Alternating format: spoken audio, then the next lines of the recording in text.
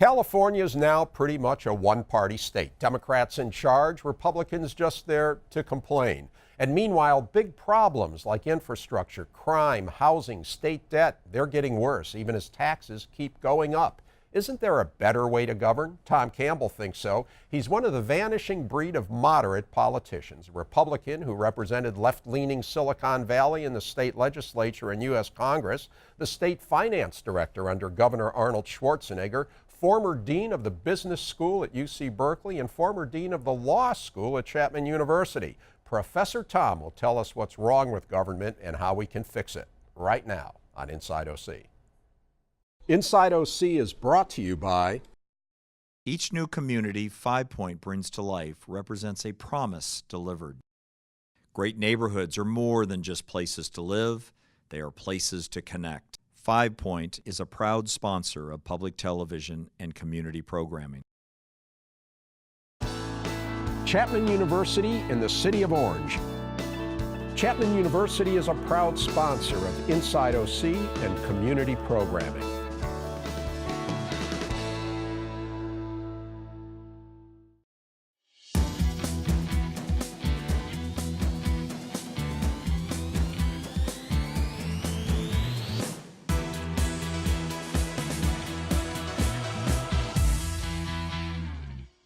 Yeah, a lot of connections, Hi, I'm Rick Reiff, and I'm talking with Professor Tom Campbell.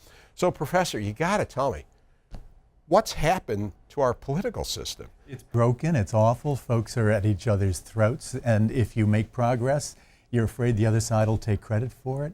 The opportunity to cross the aisle is almost non-existent. It's a very sad situation, Rick. Yeah, when you were in politics a long time. You were a lawmaker in California, a lawmaker in Congress.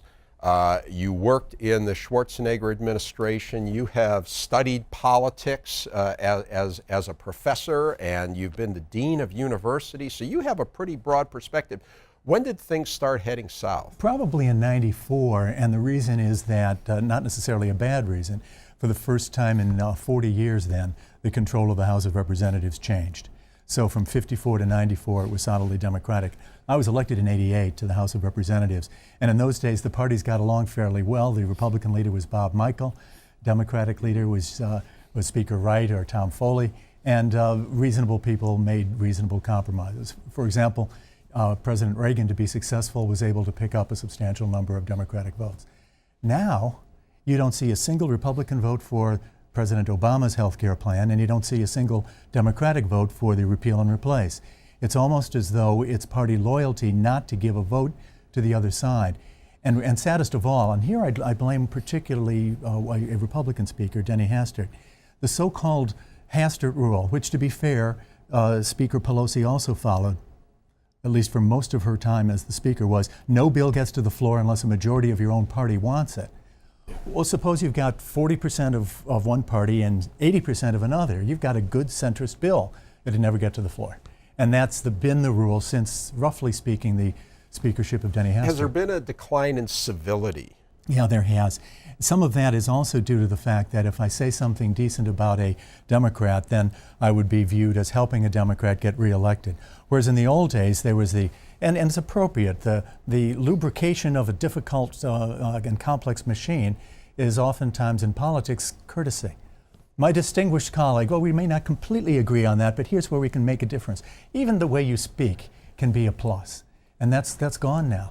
It's unbelievable. I have not heard Chuck Schumer, Senator Chuck Schumer, say one good thing about President Trump. Curiously, I've heard President Trump say good things about Senator Schumer, and then the next day some awful bad things about him. So the middle is no longer possible, it seems to me, as it once was. And the partisanship is extreme. Part of that is due to televised cable TV, right? Where you have the far left is able to get all the news they want on MSNBC, and the far right is able to get all the news they want on Fox. And the possibility of getting something in the middle is almost unaddressed. And so you can reinforce your views without hearing about the other side. Is part of the polarization, though, perhaps, that the political system, government, if you will, has let the people down? And you see both in the Donald Trump campaign and in the Bernie Sanders campaign, left and right, people saying we don't like the system as it is. And you guys who work things out and do your compromises, what have you left us with? More poverty, with crumbling infrastructure, with a government that doesn't serve the people. And so we're going to take extreme measures. Well, that'd be a fair criticism if there had been any moderate centrist policies that had failed. But in fact, there have been no moderate centrist policies since the last days of the Johnson administration, or beginning of the Reagan administration. Which gave us the Great Society, which a lot of people would argue wasn't so great. Well, there's a lot to be criticized, but there's also a lot that was good. I think expanding Medicare was good. I think Medicaid is good. I mean, I would put to you. Some people think Bush's war in Iraq was, the second Bush, was a big mistake. Bipartisan. Yeah, everybody went along. I'm just saying a lot of people see that and they say, bipartisanship isn't serving us. We need to change things. And when you change things, you get polarization. I respectfully disagree. I think foreign policy is different because you have one leader at a time. And when that leader invokes the concern of the United States and the security of the United States, it's natural to pull behind that single leader. But in terms of domestic policy, I'll give you an example. Tax reform under President Reagan with Tip O'Neill.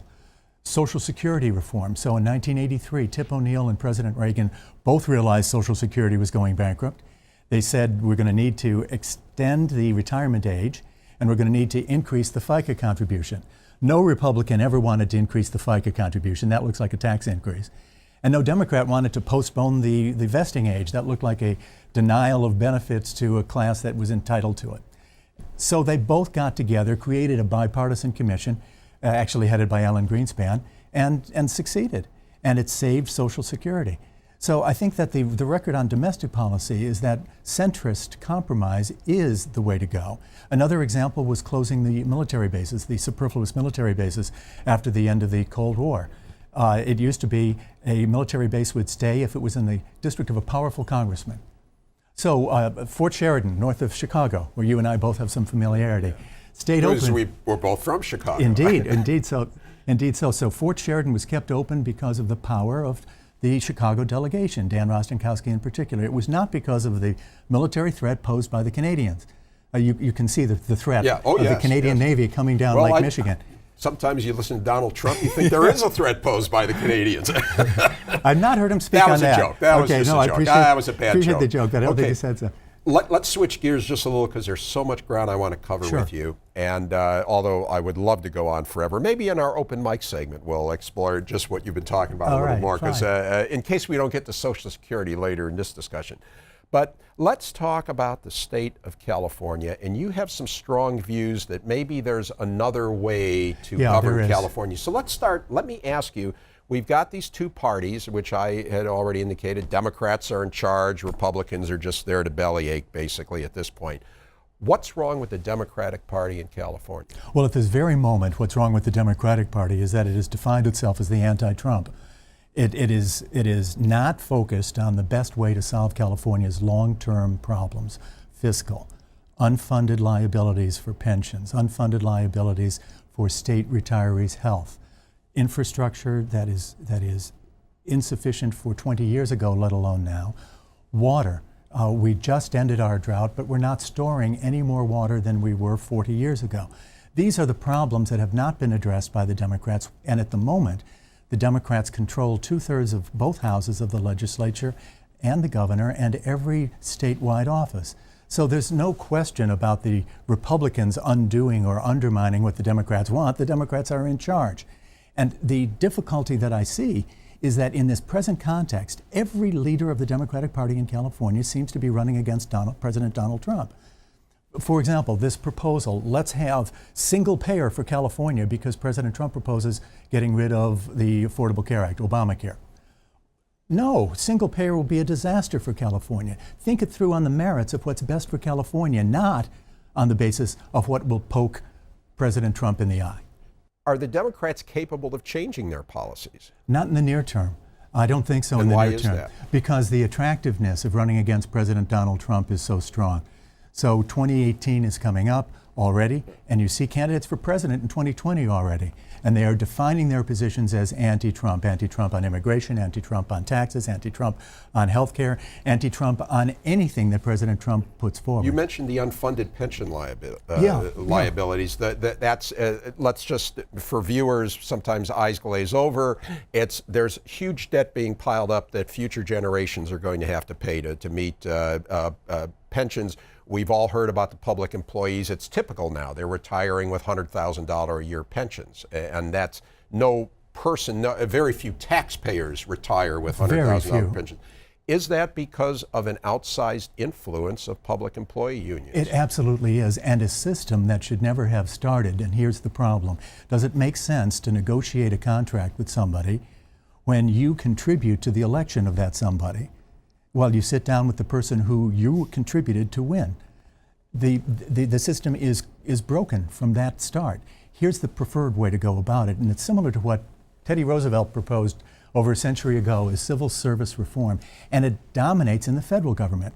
You create a commission away from politics of experts. You have them study what the private sector jobs that are most comparable to the public sector jobs are. That commission then proposes the benefits and the wages and the hours and conditions of employment, and it is adopted. The Congress could override it, the legislature could override it, but the presumption is this is what will happen. It's been done in a nonpartisan way.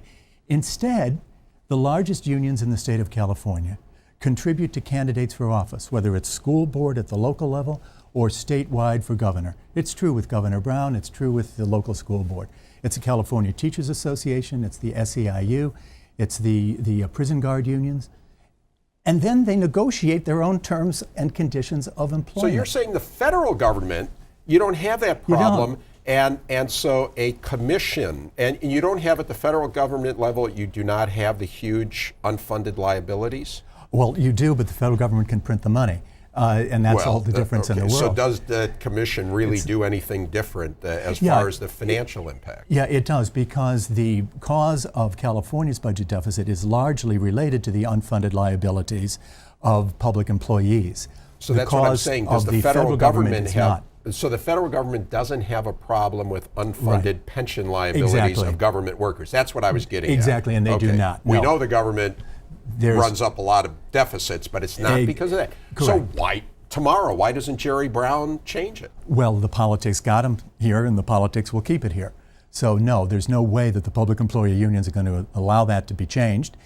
Think about it just for a nanosecond. I contribute to you, you get elected, and then I sit down with you and I say, now it'd be a reasonable package of salaries and pension benefits and cost of living adjustments on the pension, even though no private sector person I know gets a cost of living adjustment on a pension. State employees in California do. How did that come about? Not by accident. So to change it, you've got one of two routes, it seems to me. One is for an initiative to happen, and the other is for a sea change and the Republican Party to take over for at least a while in the state of California. But I have problems with the Republican Party too. Okay, well, I was going to say, I could just hear viewers, the Democrats booing you and the Republicans cheering you. So now let me ask you, what's wrong with the GOP? Well, the Republican Party nationally is now identified with President Donald Trump. I did not support President Donald Trump. And when he came out and stated that it would be something he might see the, quote, Second Amendment people prevent a President Hillary Clinton from appointing judges, he was coming very close, if not crossing the line, of contemplating something just horrible. Other things that he said, for example, that soldiers will torture the people that they're interrogating because I'll order them to. I don't care what international law says. Other things he said at his rallies, go beat up that guy and I'll pay for your attorney's fees. So at that point, Rick, I said, Republican Party, stand up. Don't accept this person as your spokesperson, as your leader. And if you fail to, I'm going to leave the Republican Party. And so I did over the summer, right after the convention, when then candidate Trump made these statements. I contacted the chair of the Republican Party in California and asked him to put a motion to the National Republican Committee to substitute. It could have been Michael Pence, it could have been, probably would have been. And naturally they chose not to. And so that is the problem right now. And so Republicans in California either are running from President Trump, or embracing him, and those who embrace him are a very small percentage of Californians. One artifact of that I think you'll find fascinating is the paucity of candidates for governor on the Republican side. So I've been trying to urge Mayor Faulkner, mayor of San Diego, Kevin Faulkner, to run. I think he's a good mayor. I think he'd be a fine candidate, and it would be good to have a Republican instead of, in one office, all the rest being Democratic. He'd be the adult supervision, would be my view of it. He's not. He's chosen not to. Well, and you probably understand why. Well, it's a terrible year to be run as a Republican. Yeah, and I guess that's the point. Even before Trump got into the picture, the Republicans, were already in very dire straits in California. Right. So putting Trump aside, okay, aren't there some other things about the Republican Party in California that simply relegate them to being a minority party? I think that's right, and the numbers are instructive here. 43% registered Democrats. This is as of 2 years ago. 28% registered Republicans, 24% registered no party preference. So the Democrats are at 43, Republicans are in second just by a hair over no party preference. Right. If you add no party preference and Republican together, you'd have a majority. So why is that?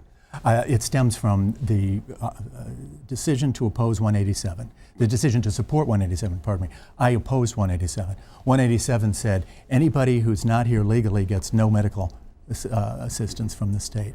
Think about that for a moment. If you're coughing, it might be tuberculosis. For God's sakes, get to a hospital. Don't be afraid to because you might be turned in. I can't tell you how wrong that was. Or another one, no child should go to school if they were not here legally. Well, my gosh, is it better to be in school or to be recruited by a gang in Los Angeles or any of the other major cities in our state? So I think it started with that. 187 sent a message that Republicans were hostile towards immigrants, even when it was in our state's best interest to treat immigrants in the same way as we would legal residents. And from that, you then have a procession on the social issues, opposition to a woman's right to choose. Believe me, I understand both sides of that, and I respect those who are pro-life. But if you continue to make a candidate, an insistence in a platform and a candidate that they must be pro-life or they're not really Republican, I was criticized because I was always pro-choice. Hence, I'm not a real Republican. That was the second issue. Gay rights came along. My view from the start, I was an original co-sponsor of the Human Rights Amendment. Treat people regardless of their orientation. It's not my business. I'm libertarian on these things. I think you might know, and I think you might be as well. The Republican Party seemed to be going instead towards an older social conscious set of ideas or social views. And the state is beyond that. One is right, one is wrong, I'm not saying. Yeah. But I am saying I know where the state's going. So the Democrats can't do the job, the Republicans can't do the job. Is there another way? I think there is. I'll take 2 seconds, if I may, nationally. There's an interesting development called the Centrist Project. It takes a look at the Senate and says it's, 53-47. If we got 4 senators who were neutral, they would be able to work compromise. So you've got Joe Manchin of West Virginia, Angus King of Maine, and possibly those logical candidates for this. If you elect 2 more, that might change things at the national level. Interesting idea. At the state of California, I think the way to go with this is non-party preference. I am now non-party preference. I suspect that more and more people dissatisfied with the 2 parties will find that attractive. Indeed, that was the most growing registration, the non-party preference. So the non-party preference, though, can't be against, it must be for. Here's what we can be for. Infrastructure, store water. The Dems don't want to do any more on-stream storage because the environmental groups are opposed to it. And the Republicans, to the extent that they have been pushing it all of these years, have been a little bit hesitant in saying who should pay for it. Well, water users should pay for it. But Republicans are dead scared of being called that they're in favor of any tax increase. The compromise is obvious. Store more water, have the people who use it pay for it. Second compromise, dealing with public employee pensions, pensions and benefits we already talked about. Third, admission to the University of California and CSU should not be based on race. Period, end, should not. We should be colorblind. Colorblind as a society, and particularly for the chance to get to college. The Dems will never approve that. They tried about 2.5 years ago to amend, to change 209 so that there could be racial preferences at the University of California.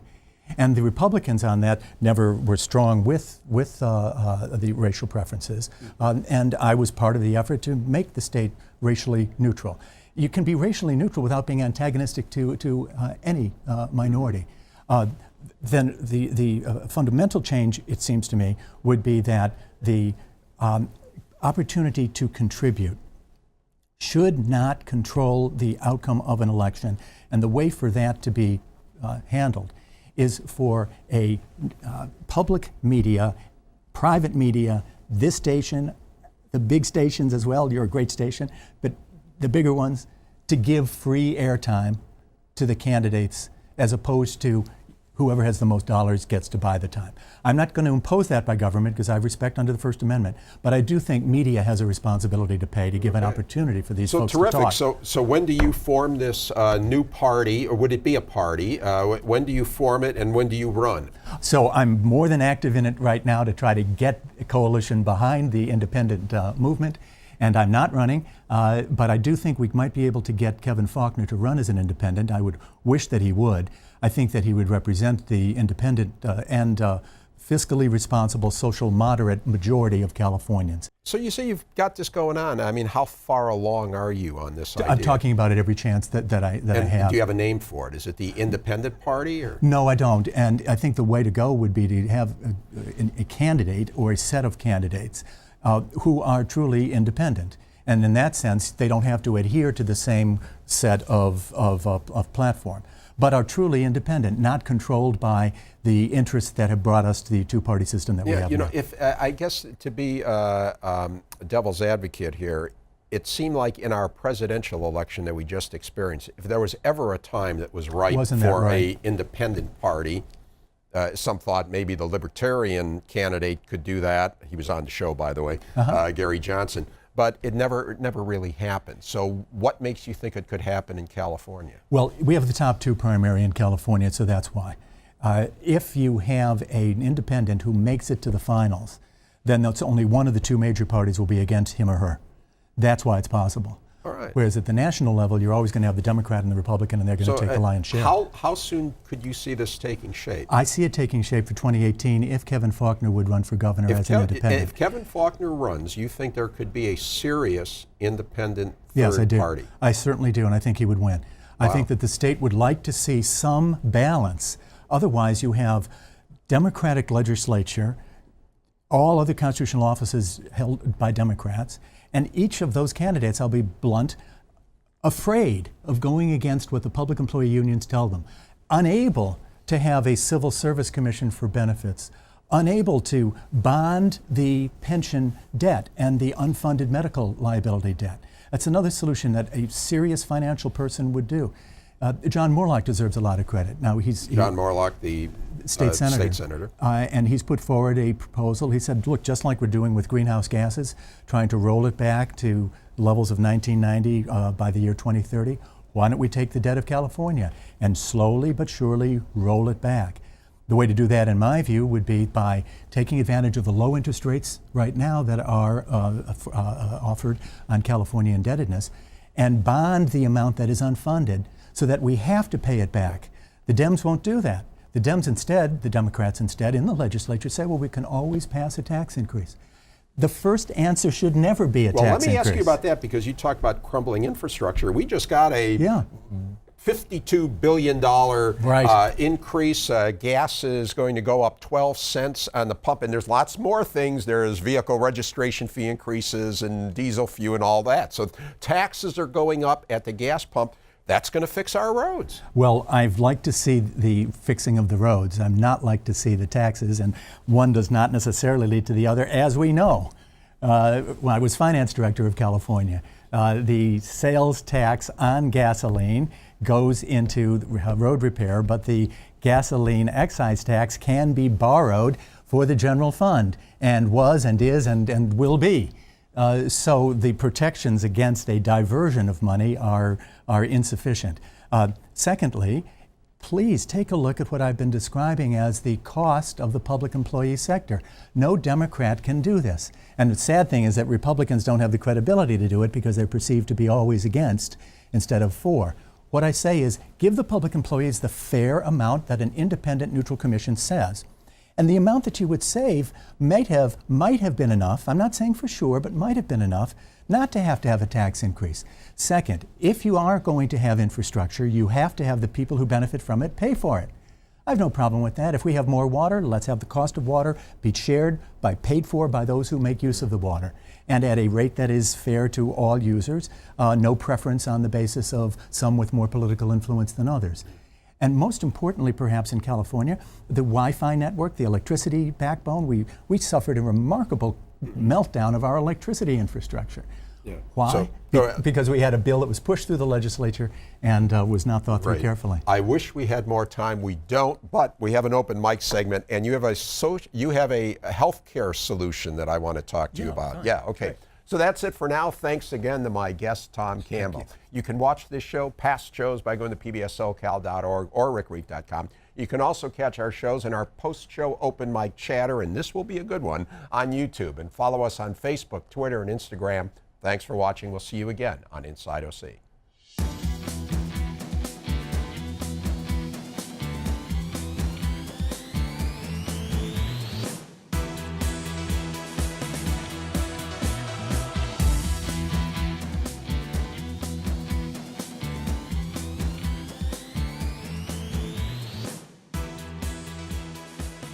Inside OC is brought to you by... Each new community 5 Point brings to life represents a promise delivered. Great neighborhoods are more than just places to live, they are places to connect. 5 Point is a proud sponsor of public television and community programming. Memorial Care is transforming the way healthcare is delivered, keeping our communities and businesses healthy by guiding them on the path to wellness with easily accessible hospitals, physician offices, and outpatient centers. Memorial Care, leading the way.